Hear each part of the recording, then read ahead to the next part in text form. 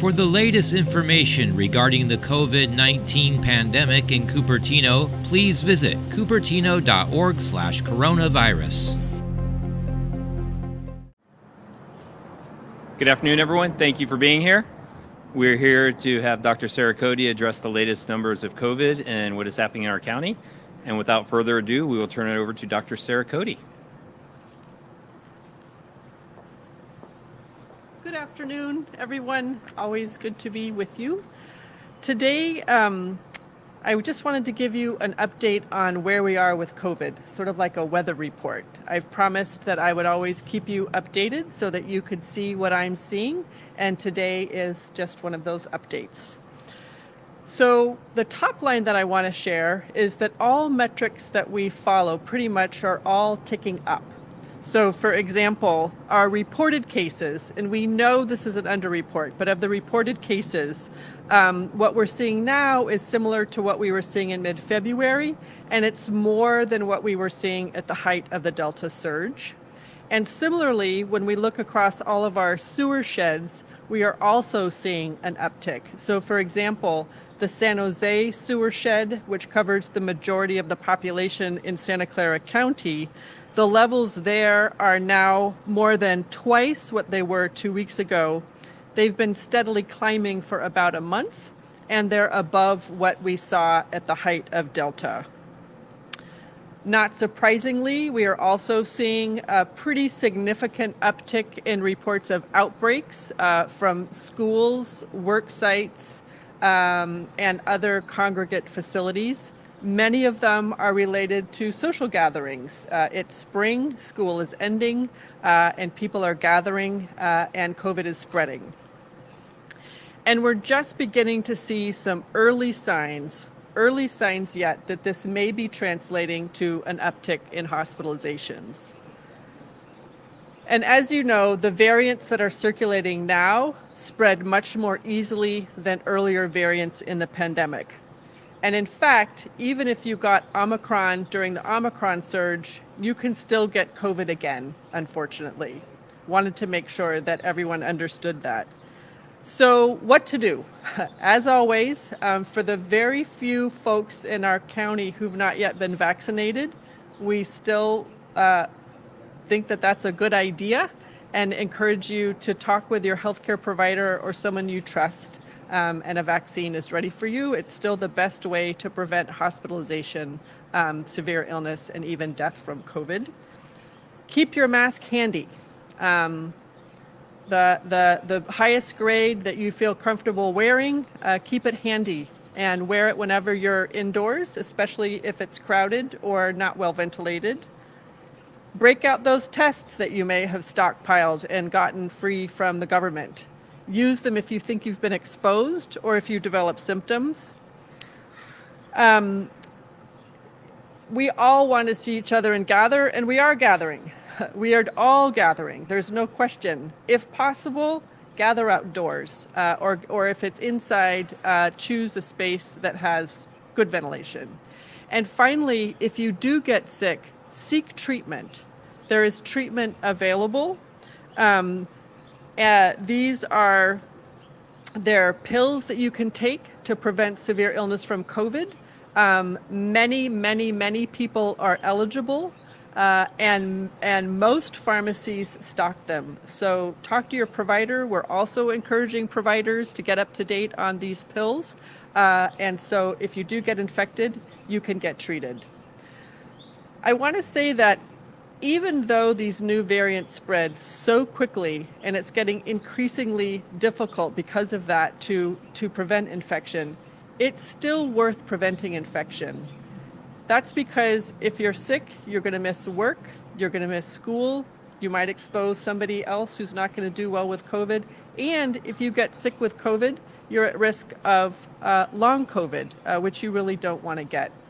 So while it's difficult, I still want to emphasize that trying to prevent it in the first place is still a good idea. So in summary, I guess I would say 2.5 years in, we're not out of it yet. Everyone has done an amazing job, And every little bit helps. None of us are perfect. We are not going to be perfect all the time, but every little bit that you do will help you stay safe and help keep our community safe. Thank you. We'll now take questions. We'll start with the Mercury News. Yeah, two questions about Yeah. So my first question is, at what point do you reimpose mask mandate? And my second question is, you mentioned that you're starting to see hospitalizations. Could you kind of elaborate on that? Sure.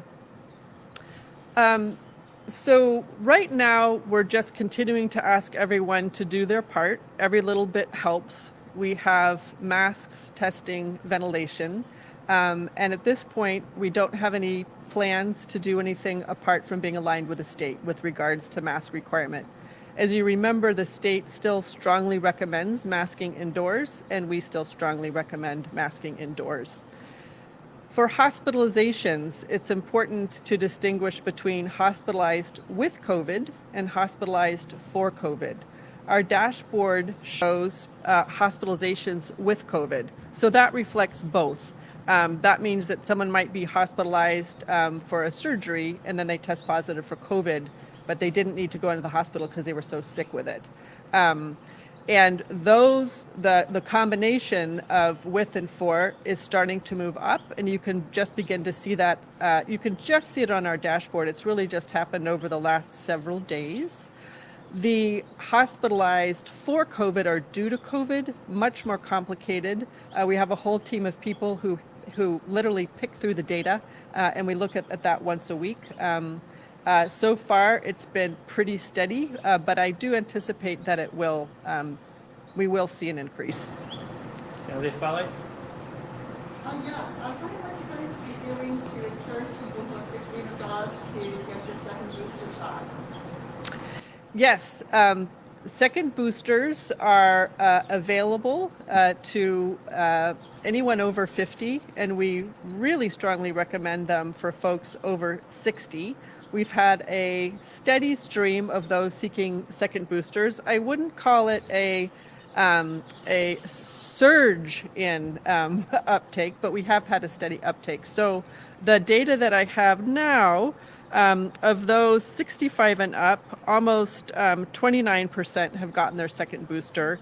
And of those 50 to 64, just 15% have gotten their second booster to date.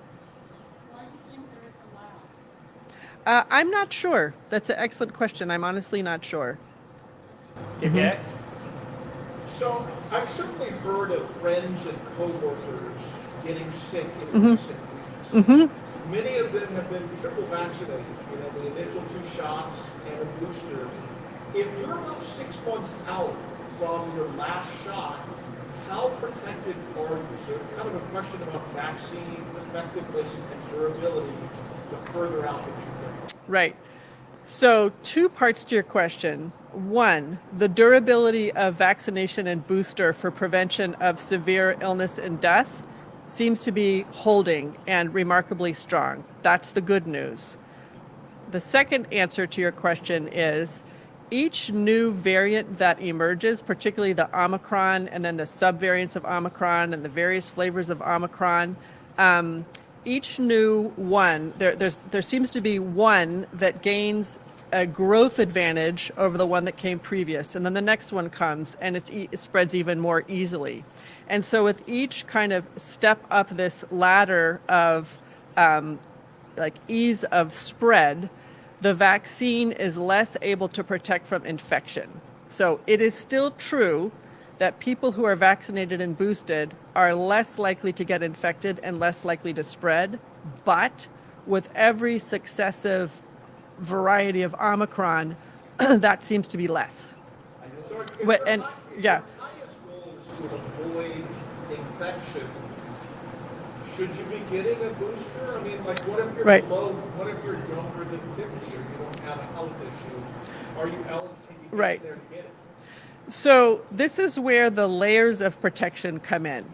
Being vaccinated and boosted is absolutely the best way to prevent hospitalization and death, and I talked about it. And it does still reduce your chance of becoming infected in the first place. I can't give you a percent with the current variants that are circulating, but it does reduce your chance of being infected.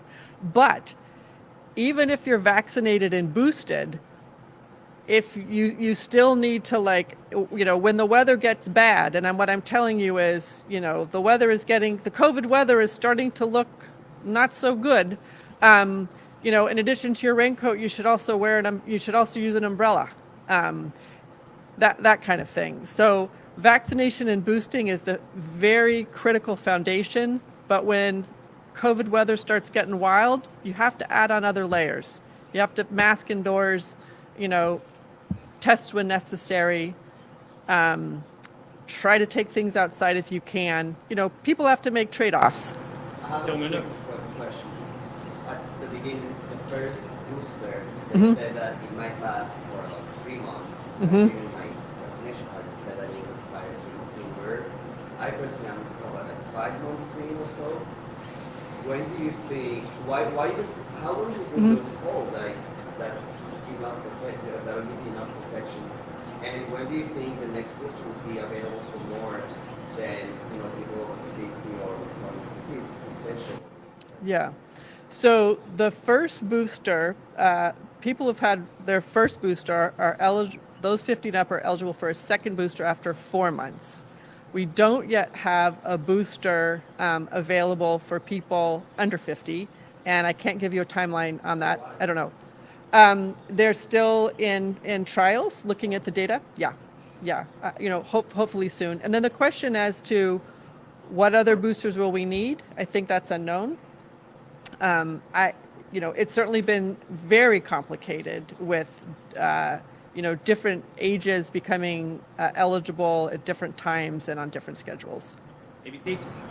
You had spoken earlier about recommending gathering in well-ventilated space, possibly outdoors if you can do that. I know a lot of people I know are still avoiding gatherings altogether. You don't have a crystal ball, but as a doctor, how long do you think we're going to have to continue to take those kinds of measures? Is this just our future for forever, or is there some kind of silver lining you think that can maybe predict that, where we can just completely go back to normal without having to worry or fear? Yeah, I don't have a crystal ball, but what I can share is I would guess that we will continue to see peaks and valleys. How often the peaks come and how high they are and how dangerous they are, we don't really know. We don't really know. I think that one thing to remember is that the conditions are present for new variants to emerge, and they could emerge really in any corner of the world. And certainly what we've experienced during this pandemic is that a problem in one corner of the world then spreads across the world. So in a way, I think it's maybe a adjustment in the way that we think about it. It is, I believe, something that we're going to be living with for quite some time. We can't completely ignore it, though, because it has wreaked havoc. We can't ignore it, but we also have to have balance and do those things that we enjoy doing. So that's why my message is: the pandemic is still here. We are seeing more activity, and so it is time to break out your mask and break out your tests and just be a bit more cautious than maybe you were a month ago. NBC? Dr. Cody, is there two questions? One, is there a threshold either with cases or hospitalizations where the county might consider stepping up and having a mask mandate again or other restrictions? And two, for people who've been waiting to get a booster or a second booster, to time it out with a surge that would maximize their protection, is this the moment they should get a booster? I certainly don't recommend trying to time the pandemic, but I do recommend that if you're eligible for a booster, either first or second, and you haven't gotten it yet, go ahead and get your booster. Likewise, if you're eligible to be vaccinated and you haven't been vaccinated yet, go ahead and get vaccinated. KPIX? So, Dr. Cody, you have in the past described this as a race between the vaccine and the variant, or the pandemic of the unvaccinated, do you still think that those ways of understanding the situation hold true, or have the variants just kind of, not if not defeated the vaccine, outrun it a little bit? You know, I think it's a dance between a virus and humans with a vaccine at the party. That's how. New metaphor? I don't know. You know, the vaccines. You know, when you think about how much the variants circulating now have changed from the original, to me, it's remarkable how well the vaccines are performing after all that change with the virus. It really is remarkable. So that's something to keep in mind. Luke, final question from NBC. Dr. Cody, I just wanted to follow up on this one more time with the previous amendment. Is there a threshold either for cases or hospitalizations where the county might consider, or the county might expect the state to consider increasing restrictions when it comes to masking or other precautions? Right.